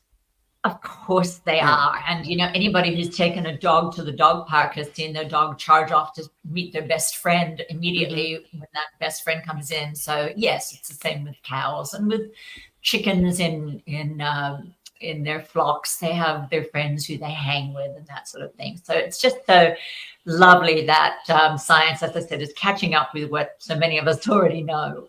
And folks can check that article out. The nice thing is it's not behind a paywall. They can just go to science and have a look at that if they're interested. And I loved the timing of it coming out, just as on Saturday, the Los Angeles Times, and actually I just sent this off to Tony. I don't know if he's got it yet, and I hope he should just come on and tell me off when I send him something too late to include. But whether or not he can show it to us, I sent him an email with a front page story from the Los Angeles Times on Monday, which was not about animal emotion. It was about the destruction of the environment that comes from dairy farm pollution. And it's been well known, at least for a few years now, we've been acknowledging how bad cows are because of the methane that they emit in various ways. And methane warms the atmosphere at a much greater rate than carbon dioxide does. So now what, of course, those of us in the animal community who would rather animals were not used as devices of commerce, that's here we go. We see the cows on the front page. And what this article is about is that instead of saying, okay, let's stop raising cows by the millions for human consumption or so that we can drink their milk, what California decided to do was to try and capture the methane emitted by cows, and that being the solution to the warming issue. Well, what this article that I'm so pleased that the Los Angeles Times put on the front page tells us is that though they might be capturing the methane, they're not capturing all the other extremely negative stuff that comes from cows in the way of pollution. So these farms are still spewing disgusting, filthy particle-filled air all over their neighborhoods. And that's why that front page article says methane strategy stinks, critics say. And the reason I was pleased to see this come out the same week as the Science Journal front page on farm animal cognition is that I think there's a danger for animal advocates when, in order to persuade people to eat less animal products, or we go with the environmental or the health arguments, which I do believe that we can use those, but if we make them the main focus of our argument, there's this danger that, well, people will try and find a workaround. And here's an example of, the dairy industry emits horrible amounts of methane. Well, let's just try and capture the methane while not interfering with the dairy industry. The problem with that, besides, as the Los Angeles Times reports here, is that it doesn't get rid of all the problems of the dairy industry as they pertain to humans. It certainly doesn't deal with the problem of the dairy industry as it pertains to cows. And though most of us, a lot of us grew up with images of happy cows on happy farms, what we're seeing in that photo is more what the dairy industry looks like these days, except that those cows are outdoors, and that's unusual. Usually these days cows are kept strictly indoors, and that's the dairy cows. It's sometimes when we see cows grazing on the hillsides, it's the beef industry cows with their little newborn babies. And of course, regardless of the size of the farm, I think it's something that people need to start thinking about is whether we really have the right to take babies away from their mothers so that we can drink their milk. And again, I just ask people to think about it, not to, necessarily take my thinking on that. But that's the animal rights argument, is that cows are not making milk for us. They're making it for their babies. And in order for us to drink it, we have to be constantly impregnating those cows and then taking their babies away from them. And Temple Grandin, who's no animal rights activist, is known to have said that the worst sound she's ever heard is a mother cow bellowing for her so sad. The veal crates, and that bellowing can go on for days. So that's why I'm a big proponent of plant-based milks, and I hope folks will try them whether or not they decide they want to dump dairy permanently or not. So this wouldn't affect that, but when you talk about methane and trying to reduce methane for the environment, here in the North Bay, and I think even further north, and also in San Diego with the Scripps Institute, there have been 2 or 3 studies where they've taken special seaweed and incorporated that into the diet of cows on farms, and it has dramatically reduced the amount of methane they produce. Now, that goes against or doesn't go with your thought of just reducing the cows we produce for dairy or for meat, which I understand, but I just thought it was an interesting way when you talk about, getting rid of methane, how this might be something that we could look toward. It might help reduce the methane. What this article makes clear is that even if you get rid of the methane, you've still got all the other problems that come with the dairy industry, the filth of the air. And again, from the animal rights perspective, whether or not it's true that feeding these cows seaweed, which is not a natural thing for cows to be eating, might help reduce the methane. It doesn't change the fact that the dairy industry does, at its core root, mean taking babies away from their mothers so that we can drink their milk. I think some of us were raised thinking, oh, cows just produce milk and there's extra milk, we can drink it. And a female cow doesn't produce milk without being pregnant any more than you or I do, Kim. It's just you have to make a cow pregnant before she produces milk, and that means there's a baby who heads off to the veal crate when he's born, unless it's a she and she goes into the dairy industry and has the same fate of her mother. So, what you're saying about seaweed and methane might be true. But, as an animal person, as I am, and Mark is, that's something that we actually want to avoid. Right. And the other thing I wanted to, there were a couple of other things I wanted to talk about. One is that Matthew Scully has a brand new book out. And Matthew Scully is an interesting person. He was a senior speechwriter for George W. Bush. And generally, animal advocacy has been thought of as more of a left-wing issue than a right-wing issue. But the lefties haven't really earned the applause they get there. In fact, the Biden administration has been particularly sad on animal issues. In fact, the Biden administration recently backed the pork industry against California voters who had voted to ban gestation crates. And Matthew Scully's latest book, he wrote the first one nights and weekends while he was in George W. Bush's White House. He was busy writing Dominion, The Power of Man, The Suffering of Animals, and The Call to Mercy. And anybody who has right-wing or very conservative, Catholic, whatever, family members who they would like to care more about animals, Matthew's work is the way to get them involved. And the first book was Dominion. And the second one is this new one, Fear Factories, that I hope Tony can show us the cover of. Matthew writes beautifully, as speechwriters do generally, have a real gift with the pen, which Matthew certainly has. And the cover of that shows us what these animals that Science Journal is now telling us are intelligent and have cognition just like every other animals, what they experience on these factory farms. And here we have a photo of gestation crates, which is those sows, those female pigs, live their lives in those crates where they cannot even lie down with their arms, their limbs outstretched, cannot turn around.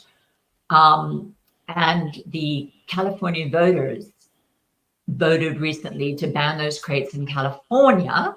And that ban has just come into effect, despite the pork industry trying to fight California at the Supreme Court level and the Biden administration backing the pork industry on that. Mm-hmm. And I'm not for a moment saying, oh, Republicans are good on animal issues either. Both sides are bad. But Matthew Scully, who is a conservative because he's a devout Catholic, happens to be someone who's amazing on these issues. So I just thought I would share that. He has a new book out, which would be an incredible Christmas present for any conservative family members who you would like to awaken their care for animals. Well, and you talk about that, but I've been watching this state of emergency in my county, Sonoma County, where they've had to destroy 250,000 chickens because of the fear of avian flu. And it's not the only place they've had to do that in America. There are other states that we're talking millions of animals that have to be destroyed because they don't want this avian flu to spread. And so, you look at this type of farming that's done, and I don't think it's good for, breeding disease as well. Kim, first, I just want to thank you, bless you, for saying that they had to be destroyed rather than euthanized. You know how I feel about that word euthanized. And people have been saying these birds are euthanized. And it's like, no, they really, really want to live. Though actually with the avian flu situation, their death from avian flu would be pretty horrible. But not as bad as their death is because of the emergent situation where they have to kill millions of them. They've been allowing for a form of death, which is basically being baked alive. They cut off air into the facilities that the chickens live in, and they turn up the heat. Yeah. And these birds can take 6 hours to die from no air, and lots of heat. Oh my God, that's awful. Oh God. And it's legal. And that's because, as Mark mentioned, I think it was last week on the show, the humane slaughter laws, the federal humane slaughter laws, which dictate how we can kill animals in this country, exempt birds, which are over 95% of animals who are killed for food in this country. So it's crazy. But I know Mark always likes to end on a happy note. I know. And you've again segued us so beautifully because you mentioned birds and the avian flu and them being killed on these factory farms. Well, there's a new movie coming out on December 15th on Netflix. It's the sequel to Chicken Run, which came out, I think it was in the year 2000, around then. And this is Chicken Run 2. It's called Chicken Run, The Dawn of the Nugget. And CBS Sunday did a special on it on Sunday morning, and they showed us clips from it, which I know we have an issue showing here. But I did send over a screenshot of my post about it because it had a quote from the director who, what happens apparently in this new Chicken Run is that instead of trying to break out of a farm, the chicken friends are trying to break into a factory farm. And so it's a Chicken Impossible kind of movie. And they are trying to break. Is it a movie?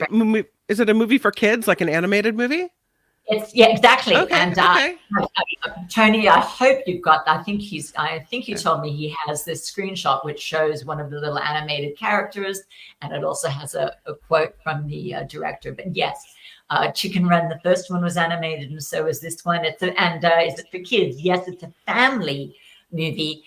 And just like Guardians of the Galaxy was a family movie, which I don't know if you saw it, Kim, and it's one of my favorite movies of the year, and it has a really strong anti-vivisection message.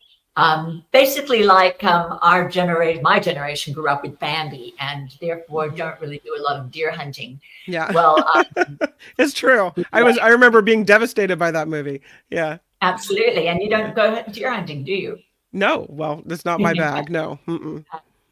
And Guardians of the Galaxy taught a lot of kids about the horrors of vivisection. And I think this new Chicken Run movie is going to get them to learn a bit about factory farming and where the nuggets come from. So I guess we're not showing a photo, but that's all right. Quote from the quote, we don't need it. The quote from the director is something to the tune of that we can educate people in a really fun kind of manner. And that's what these, so here we go. Yeah. And I might have to put on my glasses to read that quote, or can you read it, Kim? It's really, really small, but yeah, I don't think I can read it. It's just too small. You know, I'm going to put on I've got a pair of pink glasses. And I don't usually have vision problems, but yeah. Oh, okay. Maybe. I can read it. It says the animation can tackle really important, interesting subjects in really important, interesting, funny, entertaining ways. Chicken Impossible. Right. Mm-hmm. So I'm really looking forward to that movie, and I wanted to let folks know that was coming out December 15th on Netflix. Karen Dawn, yay. Thank you for being here. I so appreciate all the information you brought us today. It's always so good to see you. I really appreciate the opportunity to speak for animals that the Mark Thompson Show gives us. Karen with Dawn Watch. You can sign up for her newsletter, Dawn Watch. Just search for that. Thank you so much for being here. We'll see you next Monday. Thank you, Kim. Bye, Karen. Bye. Yay. Humongous surprise. Hey, there he is from the cruise ship. It's Mark Thompson, everybody. Yeah. Woo! Yeah. You can go ahead and applaud. I've watched a lot of it today. Hey, it was mostly you and not me. I'm just saying. No, I know. And it was too much me, and we won't leave you that much again. We won't leave you long form. At the time, Kim saying, let the conversations go. And I felt similarly, like that was the thing to do. We had a national treasure in Josh Mankiewicz, who was very much part of the conversation. Is the #1 podcast in America. I thought a long form conversation with him was fine, but apparently Lori in the chat couldn't take it. I had to see my own audience turn on me like rabid animals. I'm glad I'm coming out of the animal segment with Karen Dawn because my audience should be inoculated for the rabies that is infecting that chat. It's outrageous. You see this level of anger? This is why you're on vacation. This is supposed to be relaxing for you. And can you see the way the boat is rocking? I mean, I can barely maintain, but still through all of it, I am committed to saying hello. I love you all. And I've tried to leave things behind with love. And my God, the kind of unbridled criticism, it's despicable, Kim. And you need to ride herd over that chat. You need to protect me the way I protect you. I can't do it if I'm trying to be Mark Thompson. I can't be Mark and me at the same time. Okay. All right. Always an excuse. Always an excuse. Always an excuse. Are you right now? Is that really the boat really going that much? It's unbelievable. Wow. Tony, can you see the deck chairs? They're sliding. They must be. It looks terrible. Oh, it's pretty rough. How are you surviving? Yeah. So catch me up. What are you headed to next? What port?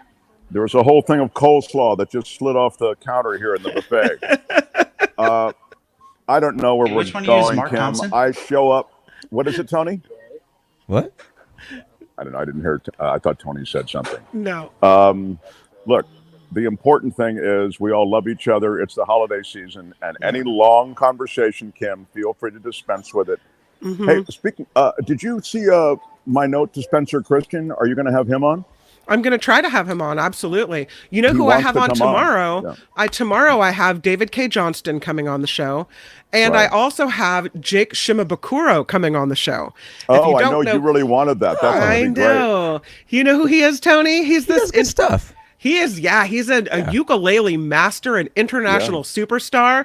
Don't think you're the only one can attract the big names, Mark Thompson. No, he's a virtuoso ukuleleist, and it's look at this guy behind me. He seems unaffected doing well. by He's the got good sea motion legs. of the, yeah, he it's does. incredible. This guy seems. Who is he? Anyway, look. The important thing is you have stuff to do. By the way, David K. Johnson sent me, and he sent you as well, some of the subject matter for tomorrow. It's great. So, and it's not all Trump either. So, I look forward to that, and I'll be watching. Kim, I will be watching as best I can. Could you not take a vacation? Could you just like lay on the pool deck with your those nice shades, and maybe take a dip in the pool, read a book, and relax? Apparently, I cannot do that. So, Pinky, you're watching the show right now. Yeah. And I also I care about the show and I care about the audience, and of course that's why those searing comments from Lori it's really bit right in your heart. Yeah, absolutely. That's painful. I hear you.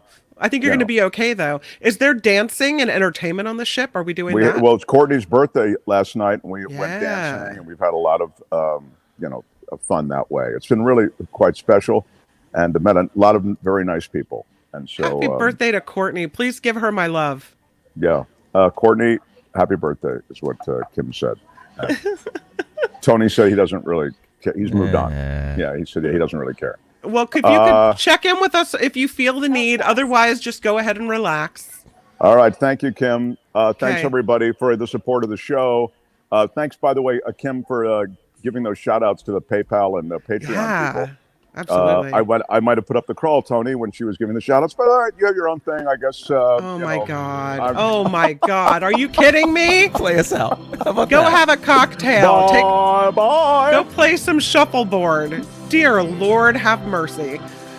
I'm telling you, it's like the guy can't take a vacation. Wow. All right, tomorrow on the show, as mentioned, David K. Johnston will be here. Ukulele master and international superstar Jake Shimabukuro will be joining us as well. It is going to be a great Mark Thompson show. I'm really, really excited about it. Oh, I wanted to say, last year, I don't know if you remember, we had just started the show, and we did this fun thing where we asked you to send us pictures of your, holiday lights in your town, or your holiday lights at your home, or your display, your menorah, whatever it is that however you're celebrating. If you do want to share pictures, you can email them to me. themarkthompsonshow@gmail.com is our email address. For the Mark Thompson Show. Mm-hmm. themarkthompsonshow@gmail.com. Have a great afternoon. Bye, Tony. Bye, everybody. See you. Bye. Meet you at the after party live. Later.